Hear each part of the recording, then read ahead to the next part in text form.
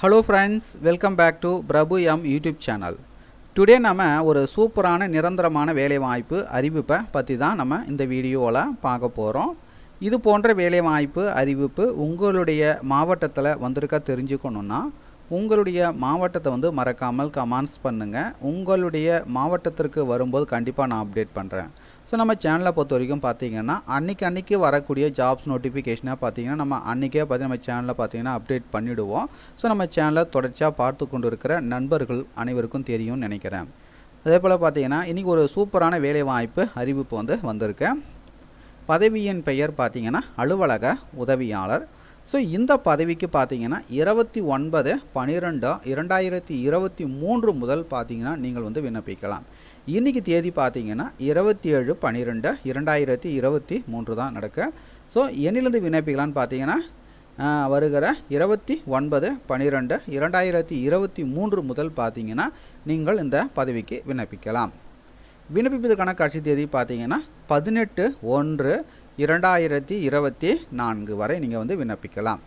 So இந்த பதவிக்கு எப்படி விண்ணப்பிப்பதுன்றதை நம்ம பார்க்கலாம். ஸோ பார்த்தீங்கன்னா இந்த பதவிக்கு பார்த்தீங்கன்னா ஆஃப்லைன் மூலமாக தான் விண்ணப்பிக்க போகிறீங்க, ஆன்லைனில் கிடையாது. ஸோ எப்படி இந்த விண்ணப்ப படிவத்தை பூர்த்தி செய்வதுன்றதை நம்ம பார்க்கலாம். ஸோ இந்த விண்ணப்ப படிவம் உங்களுக்கு வேணும்னா டிஸ்கிரிப்ஷனில் அதுக்கான லிங்க்கை தரேன், டவுன்லோட் செஞ்சுக்குங்க.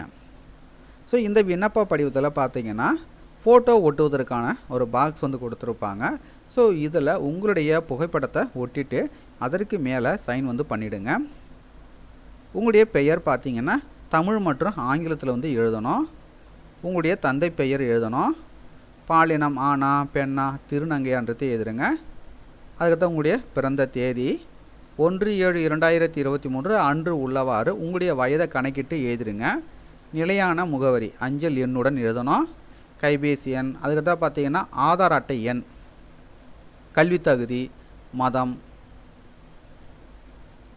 அதுக்கடுத்தா பார்த்தீங்கன்னா சாதி உட்பிரிவு, வேலைவாய்ப்பு அலுவலகத்தில் பதிவு செய்திருப்பின் அதனுடைய விவரம் எழுதணும். ரைட்டுங்களா? வேலைவாய்ப்பு பதிவு அட்டை விவரம், அட்டை நகல் கண்டிப்பாக இணைக்கணும். ரைட்டுங்களா? முன்னுரிமை விவரம், நாளிடம் எழுதிட்டு மறக்காமல் உங்களுடைய சைனை போட்டுடுங்க. இப்போ விண்ணப்ப படிவத்தை பூர்த்தி செஞ்சாச்சு. அதுக்கு அடுத்ததாக என்ன பண்ணணும் அப்படின்னா, ஸோ இந்த பூர்த்தி செய்த விண்ணப்ப படிவத்துடன் தேவையான ஆவணங்களுடைய நகல்கள் அனைத்திலும் செல்ஃப் அட்டஸ்டு செய்து பூர்த்தி செய்த விண்ணப்ப படிவத்துடன் இணைத்து அவர்கள் கொடுத்திருக்கிற முகவரிக்கு விண்ணப்பங்களை அனுப்பணும். பூர்த்தி செய்யப்பட்ட விண்ணப்பங்களை 29/12/2023 முதல் 18/1/2024 பிற்பகல் 5:45 மணிக்குள் ஆணையாளர் ஊராட்சி ஒன்றியம் நரிக்குடி என்ற முகவரிக்கு நேரடியாகவோ அப்படி இல்லைன்னா பதிவு தபால் மூலமாகவோ நீங்கள் விண்ணப்பிக்கலாம்.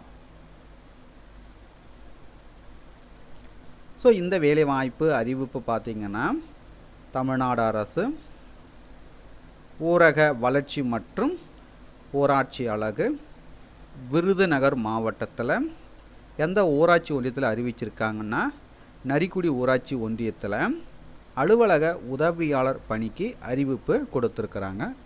விருதுநகர் மாவட்ட ஊரக வளர்ச்சி அலைகள் நரிக்குடி ஊராட்சி ஒன்றியத்தில் ஒன்றிய தலைப்பில் காலியாக உள்ள ஒரு அலுவலக உதவியாளர் காலி பணியிடத்தினை நேரடி நியமனம் மூலம் நிரப்பிட தகுதியான விண்ணப்பதாரர்களிடமிருந்து விண்ணப்பங்கள் வரவேற்கப்படுகின்றன.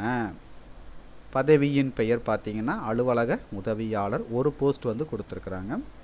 சம்பளம் பார்த்தீங்கன்னா ரூபாய் 15,700 50,000 சம்பளம் தராங்க. கல்வி தகுதின்னு பார்த்தீங்கன்னா 8ஆம் வகுப்பு தேர்ச்சி பெற்றிருக்க வேண்டும். நரிக்குடி ஊராட்சி ஒன்றிய எல்லைக்குள் வசிப்பவராக இருக்க வேண்டும். மிதிவண்டி ஓட்ட தெரிந்திருக்க வேண்டும். இலகுரக வாகனம் ஓட்ட தெரிந்தவருக்கு முன்னுரிமை வழங்கப்படும் அப்படின்னு சொல்லியிருக்காங்க. ஸோ இலகுரக வாகனம் ஓட்ட தெரிந்தவருக்கு முன்னுரிமை வழங்கப்படும் அப்படின்னு சொல்லியிருக்காங்க. ஸோ உங்களுக்கு தெரிந்தாலும் நீங்கள் விண்ணப்பிக்கலாம். இருந்ததுனாக்கா உங்களுக்கு ஓட்ட தெரியும் அப்படின்னா உங்களுக்கு முன்னுரிமை வழங்குவாங்க. ரைட்டுங்களா? வயது வரம்பு பொறுத்த வரைக்கும் குறைந்தபட்சம் பார்த்தீங்கன்னா 1/7/2023 அன்று உள்ளவாறு 18 வயது பூர்த்தி அடைந்திருக்க வேண்டும். அதிகபட்சமாக பார்த்தீங்கன்னா பொது பிரிவினருக்கு 32 வயதிற்கு மிகாமல் இருக்க வேண்டும். அதுக்கடுத்தா பார்த்தீங்கன்னா மிகவும் பிற்படுத்தப்பட்டோருக்கு 34 வயதிற்கு மிகாமல் இருக்க வேண்டும்.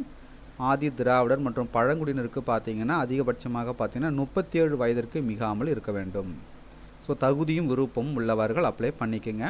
மேலும் உங்களுக்கு கூடுதல் விவரங்கள் வேணும்னா நோட்டிஃபிகேஷனுடைய பிடிஎஃப் லிங்க் நீங்கள் பார்த்து கொண்டிருக்க இந்த வீடியோக்கு கீழே உள்ள டிஸ்கிரிப்ஷனில் அதுக்கான லிங்க்கை வந்து கொடுக்குறேன்.